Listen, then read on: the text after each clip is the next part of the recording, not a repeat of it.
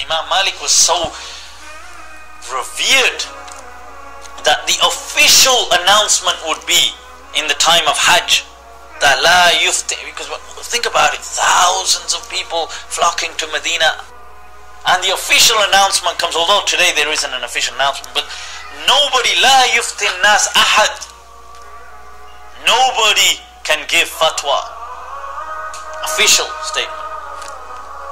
Wa malikum bil Medina, whilst Malik is in Medina. That is the official.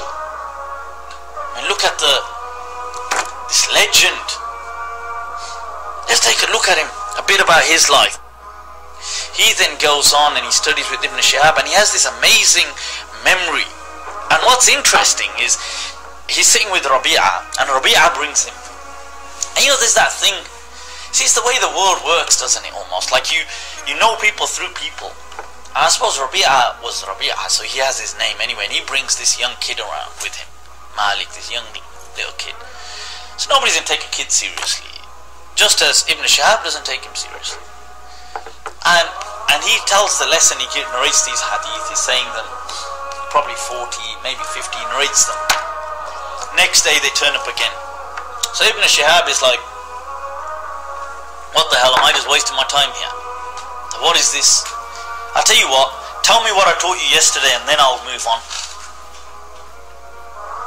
So he says, I can see that you haven't bought a pad or anything with you.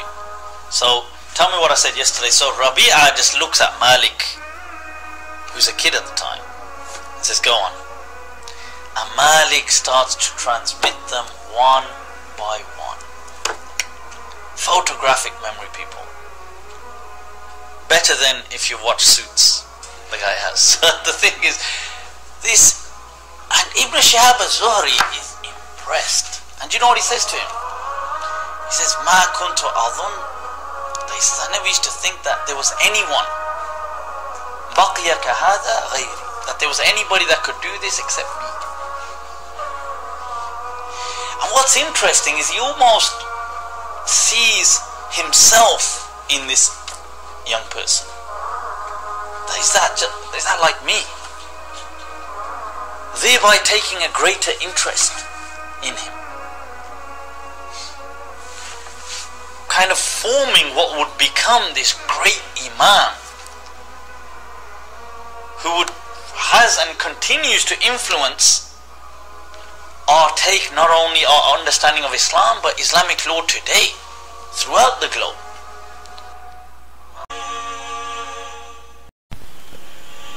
Imam Malik was born in the city of Medina. He mastered the sciences of Hadith, Tafsir and Fiqh. He was the most knowledgeable man in Medina. Imam Malik held his classes in Masjid al-Nabawi. Whenever he used to sit on the pulpit of the masjid, he would always have a Quran in one hand and a collection of Hadith in the other, and offer fatwas based on those two sources. Students would always flock to him, many of them being like the famous Imam Ash-Shafi and two of the most important students of Imam Hanafi.